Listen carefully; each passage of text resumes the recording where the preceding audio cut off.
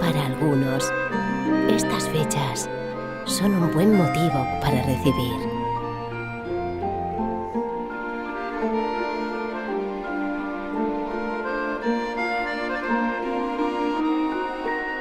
Para otros, una oportunidad de soñar,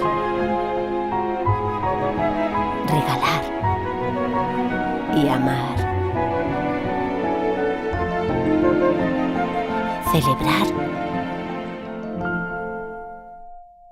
y disfrutar.